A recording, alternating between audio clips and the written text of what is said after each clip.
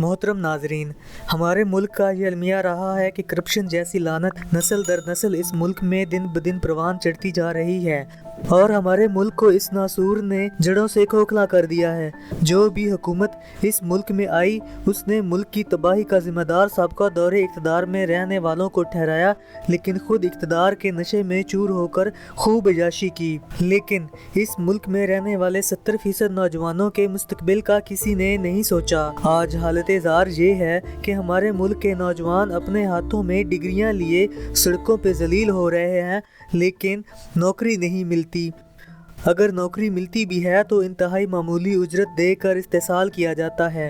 हमारे मुल्क में बेरोजगारी की लहर ने नौजवानों का मुस्तकबिल छीन लिया है।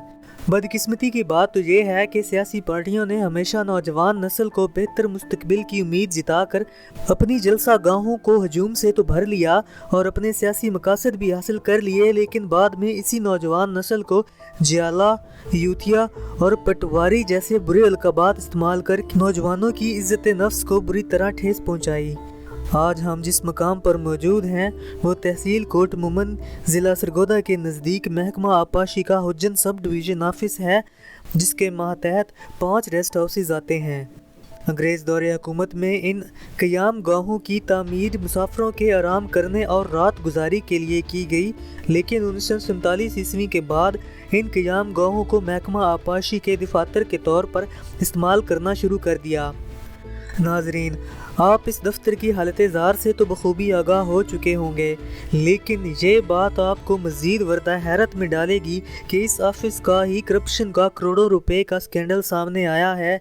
एक इंतहाई ज़िम्मेदार ओहदेदार ने इस बात की तस्दीक की कि जब इस करप्शन के सदेबाब के लिए कोशिश की जाती है तो उसको ख़रीद लिया जाता है और चुप करवा दिया जाता है।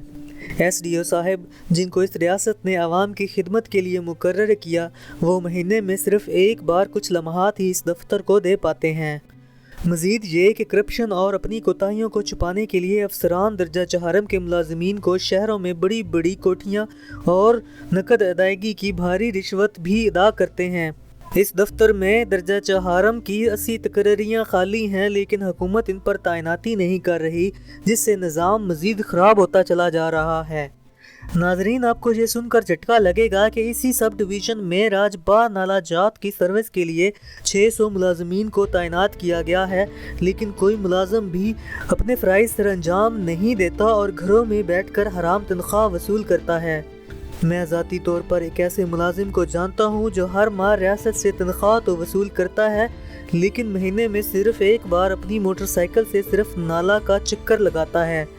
हमने अपनी पिछली वीडियो में भी इस बात का इंकशाफ किया था कि महाराजा रंजीत सिंह के कायम करदा बुर्ज वाली ज़मीन को भी मकामी लोग कब्ज़ा करके ज़ाती इस्तेमाल कर रहे हैं, जो कि रियासत की मलकियत है। नाजरीन, करप्शन जैसे गंदे जुर्म के खिलाफ इकदाम उठाना नैब और एंटी करप्शन के इदारों का काम है, ना कि हम जैसे यूट्यूबर्स का। लेकिन ज़िल्लत आमेज़ बात यह है कि ये रियासती इदारे हुकूमत की कठपुतली बनकर सिर्फ अपोजिशन पर दबाव डालने की भरपूर कोशिश में लगे हैं, ना कि करप्शन को ख़त्म करने की। मेरा अपनी कौम के नौजवानों से ये गिला है कि वो इंजीनियरिंग और दूसरे शोबाजात में आला डिग्रियां लेकर जलेबी, समोसे, बर्गर और बिरयानी के स्टॉल तो लगा कर अपनी गुजर बसर कर लेते हैं, लेकिन कभी भी अपने हक के लिए एहतजाज रिकॉर्ड नहीं कराते। जब भी एहतजाज रिकॉर्ड कराते हैं तो सियासी पार्टियों के अलाकार बनकर करते हैं, जिसका फ़ायदा सिर्फ और सिर्फ सियासी जमातों को ही होता है। मुझे सिर्फ इस बात का खदशा है कि उर्दू पॉइंट चैनल में दिखाई गई BS इंग्लिश की तालिब-इल्म किरण इखलाक अपने दोनों हाथों और टांगों से महरूम होकर भी इंतहाई गुर्बत और मसाइल से लड़कर अपनी तालीम हासिल कर रही है। क्या रियासत इसके ख्वाब को हकीकत बना पाएगी? क्या उम्मे रुबाब जैसी कौम की बेटी को ये रियासत इंसाफ दे पाएगी? क्या नौजवानों की उम्मीदें बूढ़े वालिदैन का सहारा बन पाएंगी, या रियासत को बदअनवान लोग कंट्रोल करके इस मुल्क को दोबारा गहरी खाई में फेंक देंगे? नाजरीन, अगर आप मेरा साथ देना चाहते हैं और अपने मुस्तकबिल को महफूज बनाना चाहते हैं तो हमारी वीडियो को लाइक, सब्सक्राइब और शेयर कीजिएगा और साथ में लगी बेल आइकॉन को दबाकर ऑल पर क्लिक कीजिएगा, ताकि हमारी वीडियो आप तक बर वक्त पहुँच जाएँ, और कमेंट बॉक्स में अपनी आरा का इजहार भी कीजिएगा।